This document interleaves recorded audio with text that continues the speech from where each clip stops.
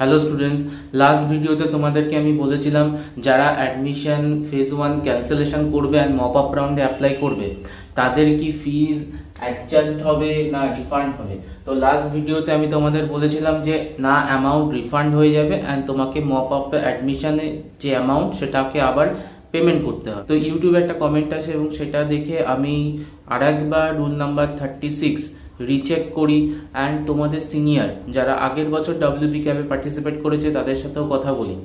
And আমি যেটা বলেছিলাম যে রিফান্ড হবে দেন তোমার অ্যামাউন্ট আবার পে করতে হবে, this is wrong information. I apologise that, আমি ভুল বলেছিলাম। অ্যামাউন্ট অ্যাডজাস্ট হবে, ঠিক আছে? ক্লিয়ার করে দিই, অ্যামাউন্ট অ্যাডজাস্ট হবে। মপ আপ রাউন্ডে তোমরা যে অ্যাডমিশন নেবে সেই অ্যামাউন্টটা অ্যাডজাস্ট হবে প্রিভিয়াস অ্যাডমিশনের পেমেন্টের যে অ্যামাউন্ট দিয়েছিলে, পেমেন্ট করেছিলে সেটার অনুযায়ী তোমার অ্যাডজাস্ট হবে। তো অ্যামাউন্ট রিফান্ড হবে না। অ্যামাউন্ট রিফান্ড তখনই হবে যখন তুমি মপ আপ রাউন্ডে কোনো কলেজ পাবে না, entire WP cap process complete হয়ে যাওয়ার পর টাকা রিফান্ড আসবে। তো অ্যামাউন্ট অ্যাডজাস্টমেন্ট হবে, গুড নিউজ।